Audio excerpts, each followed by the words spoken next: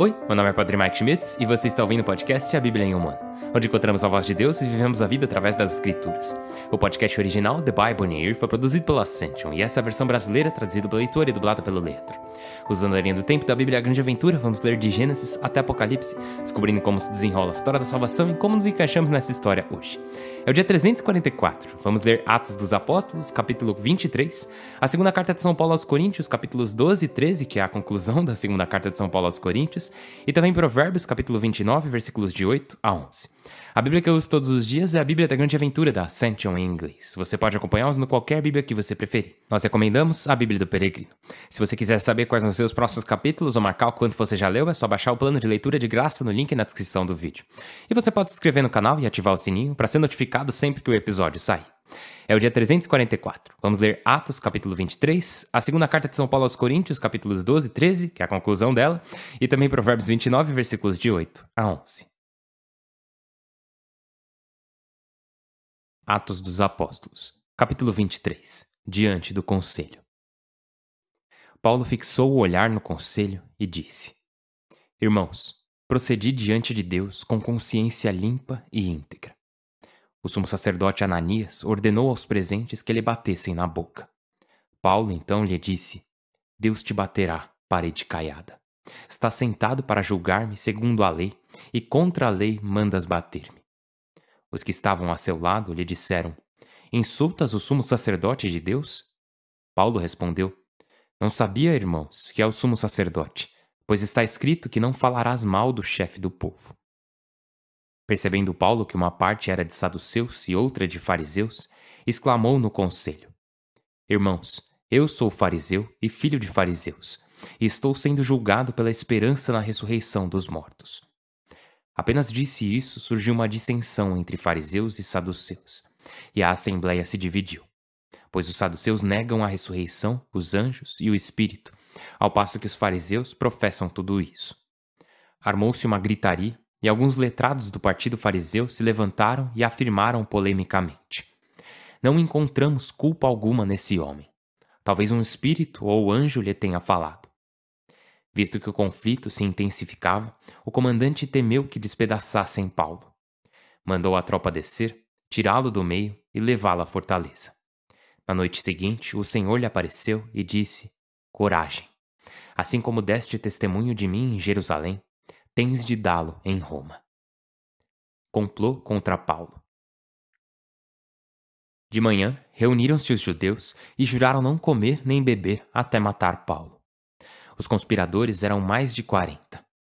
Apresentaram-se aos sumos sacerdotes e senadores e lhes disseram: Juramos não provar nada até matar Paulo.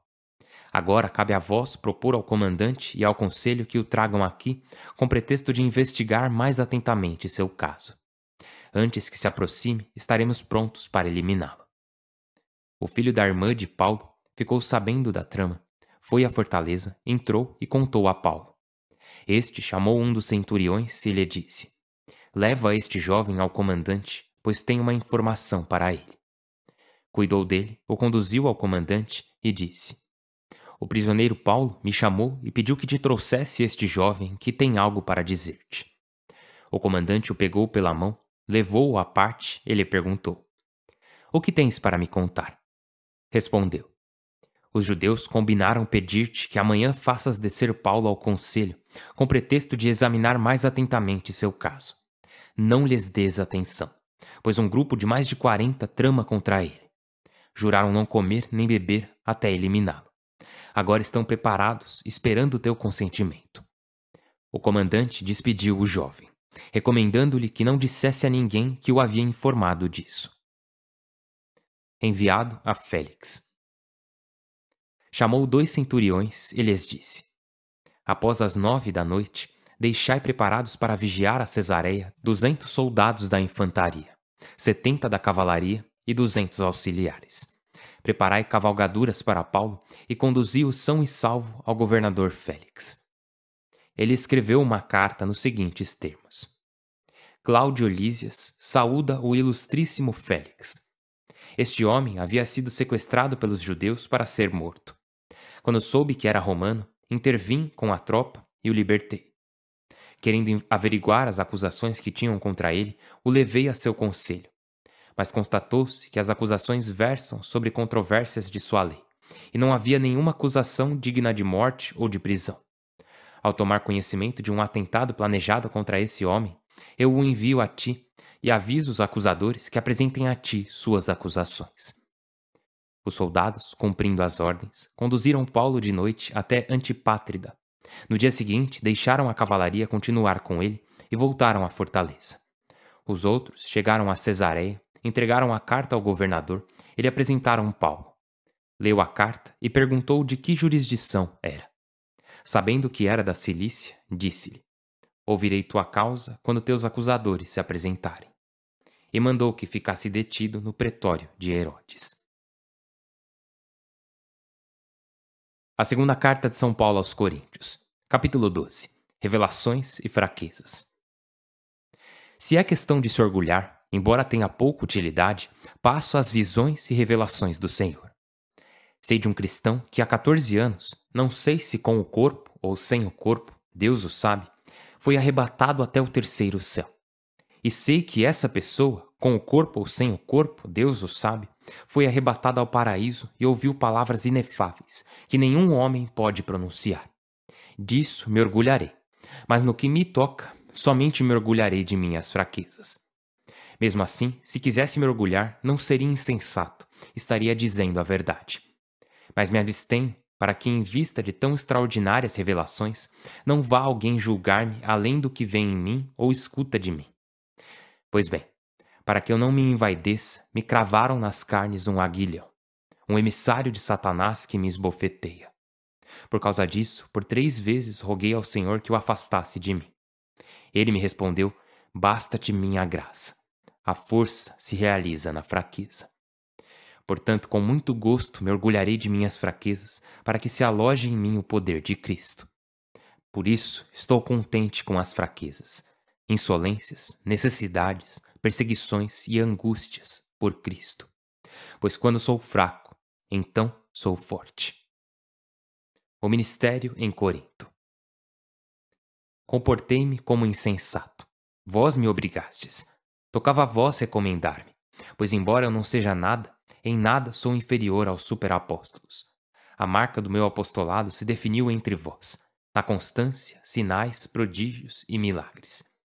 Em que fostes menos que outras igrejas, exceto no fato de eu não vos ter sido pesado? Perdoai-me essa ofensa. Vede, penso em visitar-vos pela 3ª vez, e não serei um peso, pois não procuro o que é vosso, mas a vós. Não cabe aos filhos economizar para os pais, mas aos pais para os filhos. Com todo prazer eu me gastarei e desgastarei por vós. E se vos amo mais, por que vós me amais menos? Que seja, direis, eu não vos fui pesado. Porém, astuto como sou, vos peguei numa armadilha. Acaso vos explorei por meio de algum dos meus enviados? Pedi a Tito, e com ele enviei o irmão. Tito vos explorou? Não nos guia o mesmo espírito? Não pisamos as mesmas pegadas? Pensais que volto a justificar-me diante de vós? Falamos na presença de Deus e como cristãos. Meus queridos, fiz de tudo para construir vossa comunidade. Mas receio que ao chegar não vos encontre como desejaria, nem vós a mim como desejaríeis. Temo encontrar rivalidades, invejas, paixões, ambições, maledicência, murmurações, arrogâncias, alvoroços. Temo que, ao chegar, Deus torne a humilhar-me diante de vós e tenha de ficar de luto por tantos que persistem em seus pecados, sem se arrependerem da impureza, fornicação e dissolução em que vivem. Capítulo 13. É a 3ª vez que vou visitar-vos, e toda a questão será decidida pelo depoimento de 2 ou 3 testemunhas. Aos que continuam em seus pecados e a todos os outros, eu já o disse em minha 2ª visita e aviso agora, ainda ausente. Quando voltar, não terei considerações, visto que desejais uma prova de que Cristo fala por meu intermédio. Ele que para vós não é fraco, mas poderoso. Pois embora, por sua fraqueza, tenha sido crucificado, pelo poder de Deus está vivo. Da mesma forma nós, se partilhamos sua fraqueza, partilharemos diante de vós sua vida pelo poder de Deus.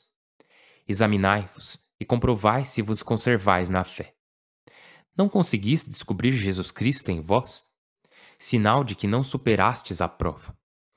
Mas espero que reconheçais que eu, sim, a superei.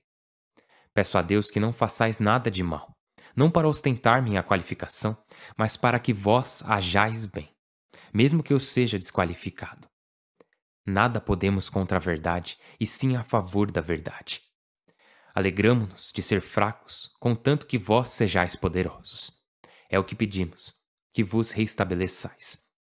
Com esse fim vos escrevo em minha ausência, para que quando estiver presente não tenha de usar com severidade o poder que o Senhor me concedeu para construir e não para destruir. Saudações. De resto, irmãos, ficai alegres, reestabelecei-vos, consolai-vos, estai de acordo e em paz. E o Deus do amor e da paz estará convosco. Saudai-vos mutuamente com o beijo sagrado. Todos os consagrados vos saúdam.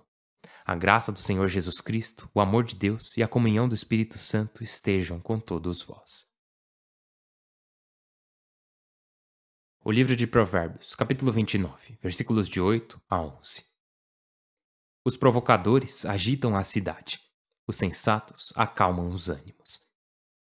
Quando o douto demanda com o nécio, treme e ri e não descansa.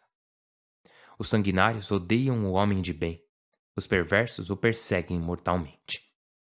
O nécio desafoga toda a sua paixão.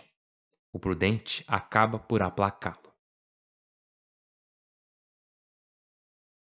Pai do céu, nós te louvamos e glorificamos. Muito obrigado. Obrigado por esse dia, obrigado pela tua palavra.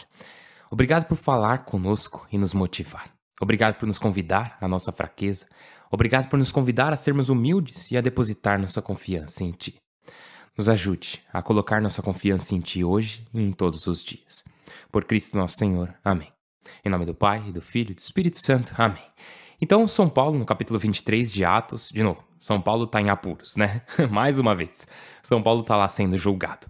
Ontem, o capítulo 22 acabou com ele chegando no julgamento, né? Aí aqui vemos ele diante do sumo sacerdote e do conselho. E é interessante, eu acho interessante, o fato de terem incluído essa parte da história diante do conselho, onde ele rebate o sumo sacerdote e em seguida dizem: "Ei, ele é o sumo sacerdote, mais respeito?"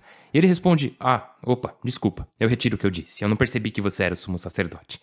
Pode ser apenas só um detalhe a mais que decidiram colocar de algo que aconteceu enquanto ele estava diante do conselho, mas também pode ser uma lição mais profunda. Eu digo isso porque na carta que ele enviou aos Romanos, São Paulo fala no capítulo 13 sobre respeitar aqueles que estão em um cargo superior ao seu. Ele até fala aqui, quando ele percebe que ele tinha retrucado o sumo sacerdote, ele pede desculpas e depois diz: sim, tá até escrito na lei para não fazer isso, não falarás mal do chefe do povo. E assim, São Paulo está demonstrando não apenas que ele tem boas maneiras, né, mas também que ele conhece a lei. E ele está diante do conselho, que obviamente leva a lei bem a sério, né? Ele demonstra que tem familiaridade e até um desejo de, em certo sentido, cumprir a lei. Mas São Paulo se livra de tudo isso mais uma vez, não tentando argumentar o lado dele, convencer eles, mas ele olha ao redor e percebe: opa, peraí, aqui tem saduceus e fariseus, então que tal fazê-los brigar entre si? Ele consegue, e assim ele nem precisa mentir, né? Ele só fala: eu tô sendo julgado porque eu falei sobre a ressurreição dos mortos. E isso aqui foi bem genial, né? Paulo foi meio esperto aqui. Além disso, eu gosto bastante também do fato de que é o sobrinho de Paulo quem impede o plano de matá-lo. É uma daquelas coisas que parece ser só um pequeno detalhe, mas nos mostra que tem muita coisa sobre Paulo que a gente não sabe, né? Sabemos que ele era solteiro, sabemos que ele tinha uma irmã e sabemos que a irmã tinha pelo menos um filho. Eu imagino que esse sobrinho de Paulo também acreditava no Senhor Jesus. Talvez não fosse o caso, mas ele ajudou a salvar a vida de Paulo. Então, bom trabalho, sobrinho do Paulo. Eu fico imaginando ele chamando ele de tio Paulo, né? Mas, ai, que bênção, que é ver não apenas irmãos e irmãs em Cristo se ajudando, mas que toda a família participa. Tios, tias, sobrinhos, sobrinhas e assim, todos fazemos parte da grande família de Deus, mas aqui vemos Paulo sendo ajudado por pessoas de sua própria família de sangue, sabe? Eu acho que isso é algo legal de se destacar. Agora, em 2 Coríntios, no encerramento da carta, São Paulo mais uma vez tem Umas palavras bem duras, né? E como vimos ontem, ele tem sido criticado porque algumas pessoas, os chamados superapóstolos, apareceram e enganaram as pessoas. E São Paulo, como falamos ontem, não está com ciúmes da atenção que eles receberam, mas ele está preocupado com os corações dos cristãos de Corinto. Então ele está fazendo tudo o que ele pode para conquistar de volta os corações deles. E no capítulo 12 de 2 Coríntios, um dos meus capítulos favoritos de toda a Bíblia, São Paulo começa falando sobre um homem, né, que ele conhece. E é que nem quando você fala, um amigo meu me pediu para perguntar tal coisa, né, quando você não quer dizer que é você mesmo que quer perguntar, né. Ele diz lá, sei de um cristão que há 14 anos, não sei se com o corpo ou sem o corpo, Deus o sabe, foi arrebatado até o terceiro céu. Basicamente ele está falando de si mesmo, tá? Esse é o consenso geral, que São Paulo estava falando de si mesmo, mas meio que disfarçando, dizendo tipo, eu ouvi falar de um cara que teve uma experiência incrível com Deus, mas ele está falando dele mesmo, porque depois ele diz, disso me orgulharei, mas no que me toca somente me orgulharei de minhas fraquezas. E aí vem o versículo 7. Pois bem, para que eu não me envaideça, me cravaram nas carnes um aguilhão. Então fica bem claro que ele está falando dele mesmo, né? Mas para mim a parte mais fascinante não é apenas as revelações que Deus deu para ele, mas também esse aguilhão na carne que ele fala. Não sabemos o que é esse aguilhão. Pode ter sido uma aflição física, como um problema de saúde. Sabemos que teve aquele negócio com os olhos dele, né, que ele ficou cego por um tempo. Pode ter sido algo mental, uma luta com a tentação, ou até uma ferida espiritual mais profunda. Não sabemos o que era. O que sabemos é que ele implorou a Deus 3 vezes para removê-lo e a resposta de Deus foi incrível. Jesus disse para ele, basta-te minha graça, a força se realiza na fraqueza. A força se realiza na fraqueza. E eu acho que muitas vezes, quando enfrentamos as nossas fraquezas, nossos pecados ou doenças físicas, algo ruim, né? Queremos que Deus simplesmente tire essas coisas de nós. Às vezes pensamos, eu quero que Deus me tire essa tentação, esse pecado, porque eu não quero pecar mais, eu não quero acabar decepcionando mais a Deus. Mas às vezes reconhecemos que pedimos isso no sentido de eu só quero resolver isso logo. E se nos perguntássemos o porquê, a nossa resposta seria para que eu não precise mais depender da graça dele. Porque agora o que acontece é que eu tô todo dia rezando, todo dia me esforçando para ter fé, todo dia clamando ao Senhor para que ele me ajude a não ter mais esse problema. Porque se eu não tiver, aí eu não vou mais precisar rezar todo dia. Eu não vou ter que depender tanto dele mais. Muitas vezes essa é a nossa mentalidade, né? No entanto, a mensagem de Jesus a Paulo foi não. Basta-te minha graça. A força se realiza na fraqueza. E isso foi algo que mudou a vida de Paulo. Ele passou a dizer, com muito gosto me orgulharei de minhas fraquezas, para que se aloje em mim o poder de Cristo.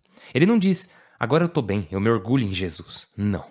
Ele diz, me orgulharei de minhas fraquezas. E ele continua, por isso estou contente com as fraquezas, insolências, necessidades, perseguições e angústias por Cristo. Estou contente. E eu fico pensando se eu mesmo, ou até mesmo nós como comunidade, cada um de nós que está caminhando por esse mundo, eu me pergunto, estamos contentes com nossas fraquezas? Eu fico contente com as insolências, necessidades, perseguições e angústias? Ou será que dizemos, não, eu odeio elas, eu fico com raiva, eu quero que o Senhor as chute da minha vida? Acredito que temos que achar um meio termo, sabe, onde dizemos, tá bom, Senhor, ao que parece, essa é a tua vontade. É isso que tens permitido em minha vida. Então, ao invés de me debater e ficar chorando por conta da existência dessas coisas, eu vou aceitá-las. Eu vou reconhecer que essas são as áreas que tenho mais dificuldade, reconhecer que eu preciso aprender com elas, e ao fazer isso, estarei reconhecendo ainda mais a tua presença, ainda mais a tua misericórdia e ainda mais o teu amor em minha vida. Eu confio em ti, Senhor, e por isso me orgulharei de minhas fraquezas, para que se aloje em mim o poder de Cristo. E São Paulo acrescenta, pois quando sou fraco, então sou forte. Que bênção é terminar 2 Coríntios dessa forma. São Paulo ainda tem um tom firme com os coríntios, chamando-os de volta e apontando que ele nunca exigiu nada deles. Ele diz, eu não quero que vocês tenham, eu só quero vocês. E o Senhor nos diz a mesma coisa. Muitas vezes ficamos na defensiva porque há muitas pessoas que tentam se aproveitar de nós, e isso é algo real. Mas não precisamos ficar na defensiva com Deus porque Ele não quer as nossas coisas, Ele só quer a nós. Hoje, talvez seja isso que você precisa ouvir. O Senhor não quer destruir a sua vida, Ele só quer você. Ele não quer partir o seu coração. Ele só quer o seu coração. Então eu rezo para que hoje você de novo entregue a Ele o que Ele pede. Por favor, reze para que eu também entregue a Deus o que Ele pede a mim. Vamos rezar uns pelos outros. Estou rezando por você, por favor, reze por mim.